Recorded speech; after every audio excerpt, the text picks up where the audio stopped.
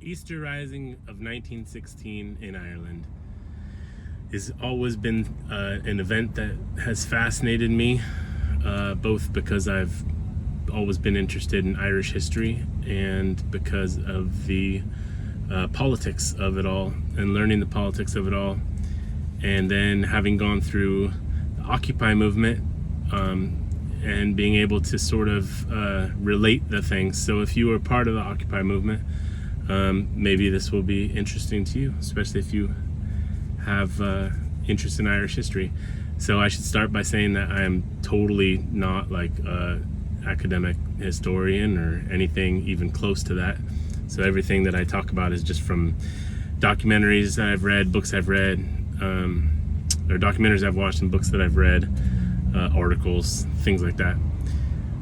So if you are a historian and you know better, feel free to correct anything that I say or give your opinion if you want. So just a quick introduction, I guess, today would be that the 1916 Easter Rising was truly pivotal in the fight for liberation for Ireland and against the colonization of Ireland by England. I think we use the word pivotal a lot of times to just mean important, and in this case I would say that it actually changed the direction of the rebellion against British rule and eventually led to the expulsion of the British government from the southern 26 states of Ireland. And that is a whole nother story that maybe I will or won't talk about when I'm talking about the Easter Rising. But I think that the best way to start talking about the Easter Rising is to start looking at the time that it happened in 1916. There was an uptick globally. There had been a growing movement of both anarchist and communist ideas. Obviously, the 1917 revolution in Russia, which brought about communist Russia, hadn't happened yet. And prior to communist Russia, there were always divisions, obviously, Marx and Bakunin, between anarchists and communists. Although those two things are not exclusive, the only real anarchists are communists as well. But between those who would identify themselves as communist and anarchist, there were divisions, but they were a lot less hostile. Many anarchists fought for the communist revolution in Russia and later became critical of the authoritarian bend that they believe it took. So thinking about pre-Bolshevik Russia, the communist and anarchist ideologies were much more intertwined and less hostile to each other. So why am I talking about anarchism and communism when I talk about the 1916 uprising, which most people see as just a Irish nationalist event? Well, this is when I like to draw sort of some experience from being through the Occupy movement. And what you saw was a popular uprising of folks who most mainstream people would consider to be on the left. In this case, I wouldn't say, in the case of the Irish politics of the time, they were less left and right, but they were more, but they were different extremes of radical, which you saw in the Occupy movement. Most folks who took part in the Occupy movement were not very radical. They had a certain core belief that they believed in social justice and that our system was broken. A lot of the more radical folks believe that our system is not broken, it's working exactly as it was intended to, and that's the problem. But what I'm saying is there were people who wanted a certain amount of change, and then there were people who wanted fundamental and extreme change. And the same thing was true in Ireland at this time. There were different factions, and the biggest group of people who took part in the Easter Rising were the Irish Volunteers.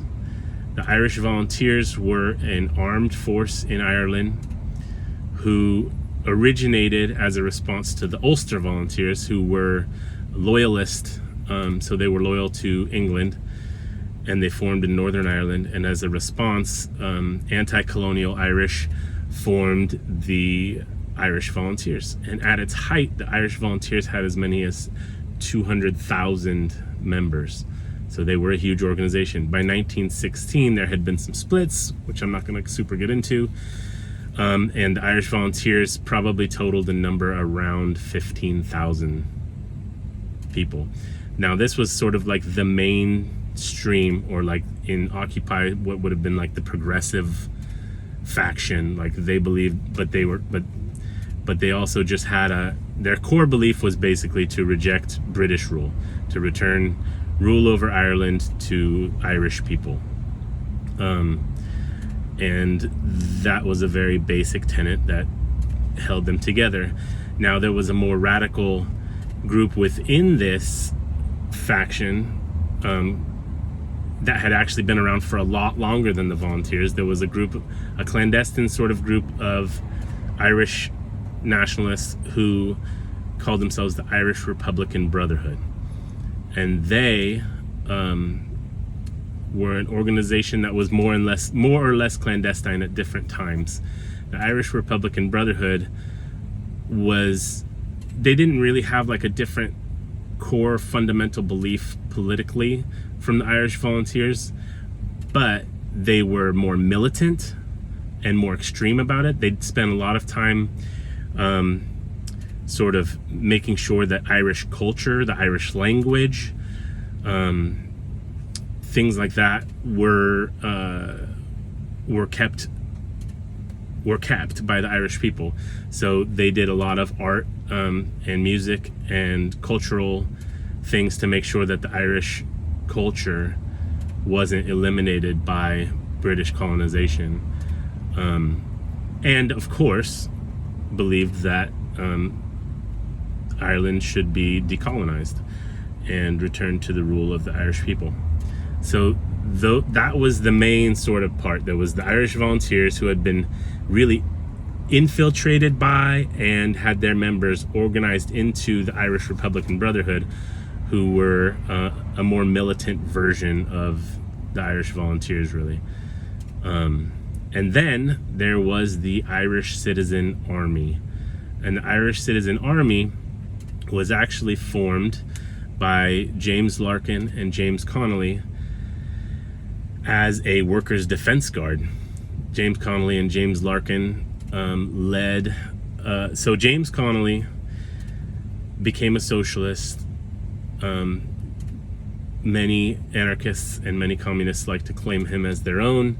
I think he was probably best defined as a syndicalist, but like I said, at that time, the politics were a lot more intertwined and less hostile. So he went to America to organize with the IWW and try to make more money for his family, because he had lived his whole life in poverty and had given a lot to the detriment of his family to the struggle. And so he thought he maybe could still participate in the struggle for international socialism by going to America and organizing with the IWW and building trade unions. At some point, he decided he needed to return to Ireland, and that Irish liberation was a core part of his mission in life. And when he did return to Ireland, he found that James Larkin had organized the International Transport and General Workers Union, the ITGWU, and they had become a formidable union in Dublin. And so when James Connolly came back, he joined forces with James Larkin, and they had a huge strike or actually they called for a strike, and William Martin Murphy, who they were striking against, his companies that they were striking against, ended up locking them out. So it was actually a lockout. It's the Great Lockout of 1912, and they were met with violence from mercenary groups like the Pinkertons, and also the Royal Police, the British police, the local police. They were all on William Martin Murphy's side. And there was a day where several people were injured and killed by these groups. Striking workers, locked out workers were injured and killed, and I think this is the first event that was called Bloody Sunday. And in response to that, James Connolly and James Larkin decided that they needed to form a workers' defense guard. They called it the Irish Citizens' Army, which was somewhat a patronage to Young Ireland, who I might talk about more. Young Ireland is a movement of rebellion against the British in the mid-1800s, I guess. At any rate, the Irish Citizen Army was formed for the purposes of being a fighting force for unionizing workers, trade unionists. And they became also a force for Irish liberation, and their politics were international socialism. Through trade unionism, and like I said, I would say more closely matched with syndicalism, if anything. So the Irish Citizens Army, by the time 1916 came, had set their sights on full revolution in Ireland, which of course included ejecting the British government and the British armies, but their end goal was a socialist republic of Ireland. And they never forgot that, but they did eventually join forces with the Irish Republican Brotherhood, who was sort of clandestinely bringing the Irish Volunteers into a more revolutionary form of organizing against British rule. So we have the Irish Volunteers, Irish nationalism, the Irish Republican Brotherhood, really cultural and nationalist revolutionaries, more militant than the general Irish Volunteers, and older. And then we had the Irish Citizens Army, which was a group who advocated for international socialism and believed in armed revolution in order to attain international socialism, starting with ejecting British rule and establishing an Irish Socialist Republic in Ireland. And these groups all ended up together in 1916 to launch the Easter Rising. And how they got there is very interesting. The main reason that it happened when it happened was because of World War I. And the Irish Citizens Army hung a huge banner outside of Liberty Hall, which was their headquarters, also the headquarters for the ITGWU, which read, "Neither King nor Kaiser, but Ireland." So saying and their position was, we are not going to fight, and we advocate that no poor Irish person, no working class Irish person should fight for either imperial government against each other, but we should take this opportunity while they're busy to fight for the liberation of Ireland.